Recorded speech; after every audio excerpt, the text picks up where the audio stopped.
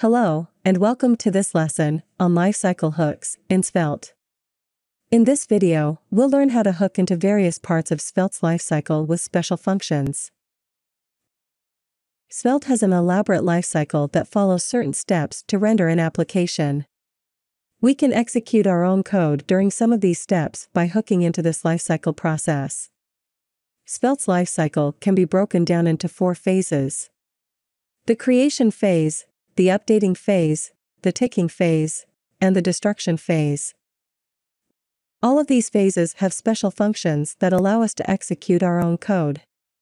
The functions, or hooks, are imported from the Svelte package and takes a callback as an argument. Let's go through the lifecycle and the order in which the hooks are invoked. A component's lifecycle starts with its creation when it's mounted to the DOM. The lifecycle ends when the component is unmounted from the DOM when it's destroyed. In this phase, Svelte gives us the onMount and onDestroy lifecycle hooks. The onMount function schedules its callback to run as soon as the component has been mounted to the DOM. This is the perfect place to perform HTTP requests, DOM manipulations, or set up event listeners. As an example, let's create a variable and log its value to the console. Then we'll use the onMount function to change the value and log it to the console again.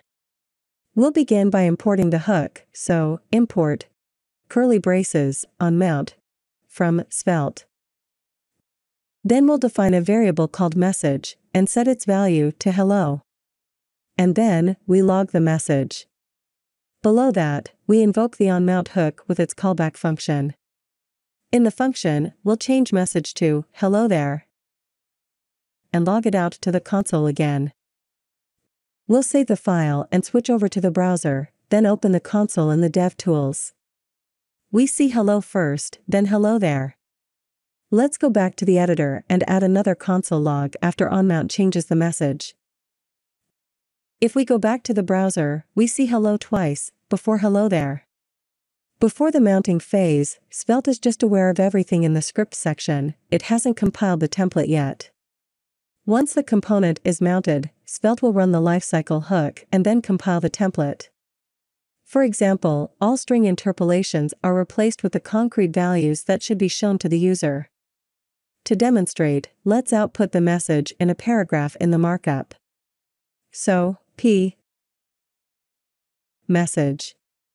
If we save and go to the browser, we'll see the updated message on the page. So, whatever we do in the mounting phase is what gets compiled and shown on the page. If we don't do anything in the mounting phase, Svelte will use the script block as it is. The onDestroy function schedules its callback to run before the component is unmounted. So, before we stop seeing the component in the browser. At this point the component is still fully functional, so we can perform any necessary cleanup, like canceling network requests, or removing event listeners. The update phase starts when something inside the component changes, and it ends when the DOM has been updated with that change. In this phase, Svelte provides us with the beforeUpdate and afterUpdate hooks. The beforeUpdate hook runs after the component receives an updated state, but before the DOM is updated with that state. For our example, we have a counter that increments or decrements, with 2 buttons. To better demonstrate the hook's behavior, let's alert the counter value from inside it. So, we'll import beforeUpdate from Svelte. Then, below the counter, we invoke beforeUpdate, then add its callback and alert counter. If we head over to the browser, we'll immediately get an alert. We'll talk about it in a second. For now, let's just OK out of it. Now, if we click on the increment button, the alert will fire and show that the counter value is 1. But if we look in the paragraph above the buttons, it still shows 0. So, Svelte received the update to the counter when the alert fired, but didn't update the DOM yet. If we OK out of the alert, it moves out of the beforeUpdate phase, and the DOM updates. Now, what about the alert we received when we switched to the browser, before we clicked on the button? Well, that happens because the first call to beforeUpdate happens before the component is even mounted. It's important to keep that in mind, and be careful when trying to access any DOM elements in this hook. The afterUpdate hook runs after the DOM has been updated with the new component state. In other words, when we see the update on the page. It should be noted that during this phase, the template doesn't unmount when the user changes data.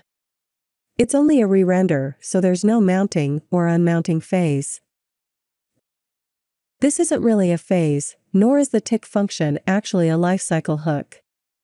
But it's so closely related to the lifecycle that it's commonly grouped with the lifecycle hooks. The tick function returns a promise that will be resolved when the update phase is finished. That's to say, when any pending state changes have been applied to the DOM. Changes in a component aren't updated immediately. Svelte tries to batch it with any changes from other components to avoid unnecessary work in the browser. We can use tick to force a specific update in that batch.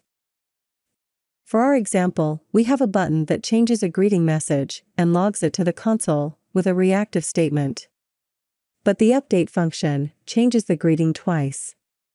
If we go to the browser and click the button, we can see in the console, it changes the greeting directly to Hello John. So, it batched the two changes, and because Hello John was the last of the two, that's what we ended up with. Now, let's say for whatever reason, we need the first update to be applied. Well, then we can add the tick function right below it to force Svelte to update it individually. We'll start at the top and import curly braces tick from Svelte.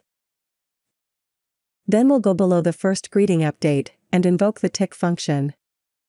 Remember we mentioned that tick returns a promise. So, we need to await that promise and also mark the function with async.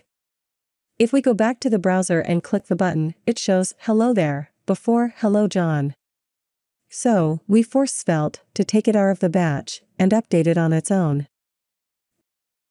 Alright, that concludes this lesson on lifecycle hooks in Svelte.